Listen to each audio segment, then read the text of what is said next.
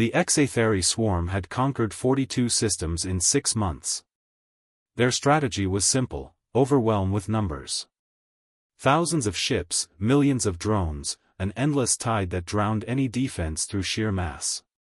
When they reached the Kepler colony, home to 3 million souls, human and alien alike, the Galactic Council convened in emergency session. Every military analyst agreed, saving Kepler required at least 200 capital ships. The colony had maybe 18 hours. Humanity's response baffled everyone. They sent one ship. The UNS Apocalypse translated into Kepler's orbit alone, a single dreadnought against a swarm of 10,000 SpacePirates vessels. Galactic observers watched in confused horror, already composing eulogies for the doomed colony. Admiral Volkov's transmission was broadcast across all channels: SpacePirates swarm, you have one opportunity to withdraw. Leave now, or face consequences. The swarm's response was predictable: they attacked.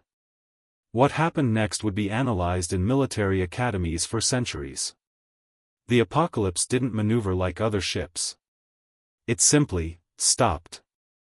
Dead in space, it became a stationary fortress as the swarm closed in. Then, at precisely calculated range, it opened fire. Every surface of the dreadnought erupted with weapons. Railguns, missile pods, point defense lasers, plasma cannons.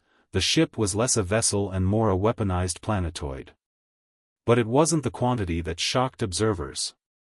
It was the coordination. Human combat AI networked every weapon into a single, terrifying system. Thousands of firing solutions calculated simultaneously. Every shot struck true. SpacePirates ships didn't just get hit, they got deleted, swatted from space with mechanical precision. The swarm adapted, as it always did, surrounding the Apocalypse from all angles. The analysts nodded grimly. Classic mistake: humanity's overconfidence would cost them everything. Then the armor plating opened. Hidden beneath the hull were weapons that made the first salvo look gentle.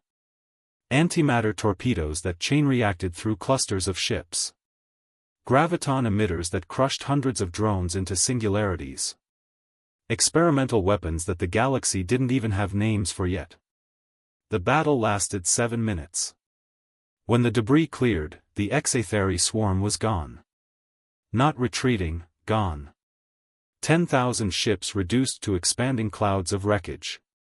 The UNS Apocalypse hung in space, scarred but functional, its weapons still hot. The galactic observers sat in stunned silence until a Centauri admiral finally spoke. How? How does one ship accomplish what requires entire fleets? Admiral Volkov's response was calm, almost casual. You ask how one ship holds the line? This isn't a ship. It's a statement. Humanity builds for a different purpose than the rest of you. You build ships to show force. We build ships to end wars. He paused, letting that sink in. Every species in the galaxy asked why we sent one vessel. Here's your answer: because one was enough. The Apocalypse carries more firepower than most nations' entire navies. It's crewed by the best warriors Earth has produced. And it was designed with a single doctrine in mind: if humanity draws a line, nothing crosses it.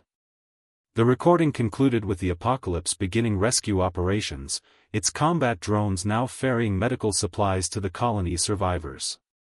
The galaxy learned an important lesson that day: when humanity sent one ship, they weren't being careless. They were being efficient.